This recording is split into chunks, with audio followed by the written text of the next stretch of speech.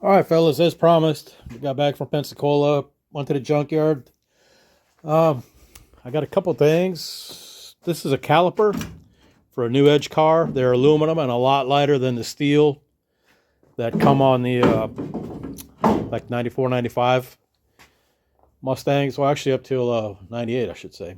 So the issue with these, because I had them on the red car and this car, is the what you call it, pistons are phenolic, and they absorb brake fluid after a while, and they swell up, and then the brake will contract on the rotor, and it won't retract or compress on the rotor. It won't retract all the way, so that ends up having dragging brakes, and that's what I was having with the red car before. Every time I got on a track, it would kind of veer to the right. Well, the right front caliper was hanging up bad. I never could get a good piston. And then I found out the issue was pretty prevalent on these and other calipers that Ford uses when they use a phenolic piston. So my intention is to take pistons out of here and see if I can have our Gee Whiz machinist at my work make me some out of steel. This this rabbit hole keeps getting deeper. So I think last time I told you I found the gap here and I filled the holes in, and then I separated it and I sprayed Ospo inside there, put 2 screwdrivers in there, drilled a hole, a few holes actually, I think 3, through the outer one and not through the inner. And then after the Ospo dried, I clamped them together and then just spot welded the holes. You can still see we got this issue here with so much humidity, and then just condensation gets on everything. Even though I sprayed Ospo on that, it needs to be hit again. And then I'm going to be taking this stuff. I'm not using Pour 15 this time. This stuff's supposed to be better, but I did read on the interwebs that both that and the Pour 15 need to have like a etching. That's what Ospo does. It needs to be etched, and you can't go like right on paint, because if you put it on paint like I did here, it'll just peel off eventually. So in here, it got Ospo and Pour 15, but you can still see a couple of spots where, like when it got wet, it would still try to come through. So I'm going to hit those again with that other stuff. And when I had the wire wheel in here cleaning some of this off, I found another hole. I have to get the welder out to patch that, and another little one over here. And then I can finally start getting this cleaned and then probably paint it, and then just on the more along the outside, not worried about so much in here. I'll clean it off, and then I'll hit it with some of that rust stuff on the spots, and then do in here too. I had holes in there, and because the metal is rusted, it was so thin, I just ended up kind of booger welding just to be able to have something to weld, because it was so thin. And it's not going to be seen once I put the other thing on. But I'm going to put some of that stuff in here first. And then the same on the other side. It didn't have any holes over there, but I want to make sure it doesn't rust. So I got to clean all that out, and then put a good coat of paint in here. And then, like I said, this just needs to be cleaned. It's not bad. I'll be doing some more holes through here, like I did on the other side. I did get the core support in. I don't remember if I mentioned that on the last one. I think that's about it. Just it's all apart, and I haven't got the rear end out yet. So, but the engine's ready to go. That part's good. And I've been drilling some holes down there. They're not crooked. They're staggered. There's a big difference. And same with these. I just kind of didn't want to go in a straight line. Just trying to go where I could get, so I could have some metal between them. Not to make it weaker, but so basically that's it. Rod took a bunch of, as usual, took a bunch of video clowning around at the junkyard and Whataburger, I think, after. Yeah. And at the facility afterwards, after that. So he'll have that video up. And I'm going to do a LTD LX update because it's ugly for it. But that's all for this thing. I'll have more probably next weekend. I know I've been slacking on it, but I have been busy on this. Just didn't feel like making videos. All right, appreciate y'all. Later. So, fellas, remember me? So, I know it's been like a month since I've done a video on the Trooper car. It's I've been busy, but not too busy where I couldn't make a video. I just felt like I was obligated to, and whenever I feel obligated to do something, and I kind of don't want to do it. So I'd rather do it because I want to. And so I just kind of been working on the car. I've been doing a lot of stuff with it. I've been still in taking it apart, and kind of the more I peel back the onion, the more stuff I find that I want to fix. So that's what I'm doing.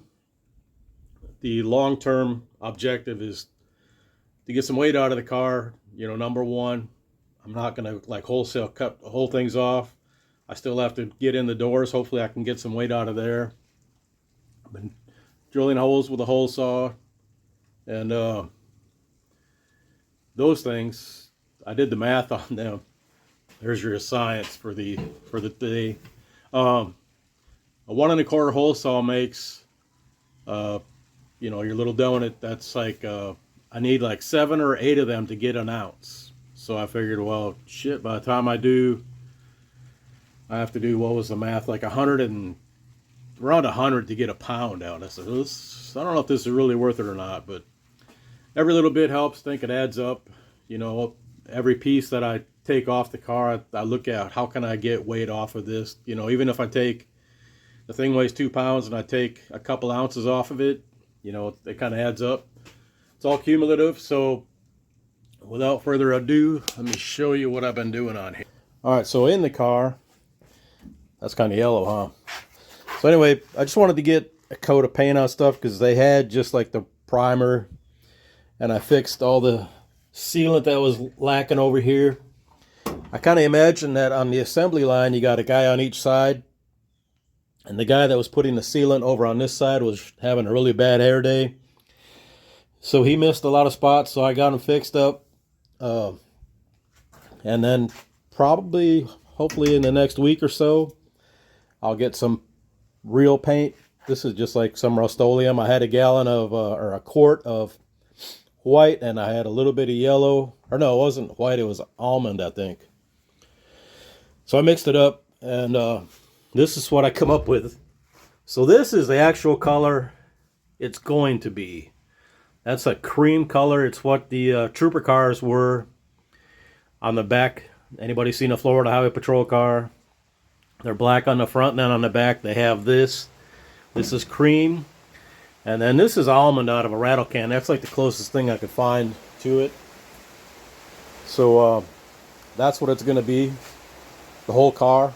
So I'm going to spray the bottom, spray the whole interior, and here in the engine compartment. I've drilled a bunch of these. Like I said, I drilled a bunch of holes in here. And I'm trying to still keep in mind, I want to keep the structural integrity of the car. I did put a couple holes back here. If you remember, I think in the video I had before, this was not sealed up at all, so water was getting in between the layers of metal, and that's where it starts to rust. I did have to booger some weld in here, welding material. I wouldn't want to call it welding, but I used a welder to put metal in there. How's that? And then I fixed the hole that was down here, and I pinched this seam together here, and then drilled a hole in it, and then welded that together, and then put sealant on it from the inside. I do have got the core support welded in, and then I've got my block off plate made there. Still have to make one where the wiper goes. Fix that divot in there where I had the it's not done, but I hammered it out as best I could and smoothed it out. And still got some more work to do on it. the trunk, I have a trunk I got from Roger. It's raining out here, so I gotta be, hopefully don't get rained on. Anyway, I put a piece of rod across here to act as a spoiler, and I cut that whole bracket out. That's like 3.5 pounds, but I did add almost a pound back to it. Like I said, I haven't messed with the doors yet. That'll come next week or two. There's nothing really over here. I did get the rear end out. Oh, finally I said it, got the rear end out. And it's got, I had a brake caliper hanging up on it. And so I took all the brakes off because I noticed it was hanging up like every 180 degrees it was hanging up. And it's still doing it, so I'll have to take the axles out. But I made this jig to check the control arms, and I thought for sure when I took these out that I would have like one was boogered up, or a mount in the car was boogered up because of the way the last couple times I had it at the track, it would want to hook, I think, to the right. But these were actually the same length. The uppers are the same length. The stock ones are 17 5/8 inch long. So I just made this jig out of a scrap aluminum and a 2x6, and then some 1/2 inch threaded rod. You know, drilled the holes 17 5/8 inch apart. Now I can take this on and off. Of course, it don't work real good with one hand because it's got to come off straight. So they were both just like a turn short. I didn't measure them when I took them out of the box. I just put them in. And these are the Team Z stuff. One thing I would really like, if they would listen to me, is that may have this like a bigger bearing surface, you know, bigger around, because you got this little area that's like pinched in the in that pocket on the rear end, and this gets the way it moves around going over roads and stuff, you know, the vibration, it kind of eats into the metal.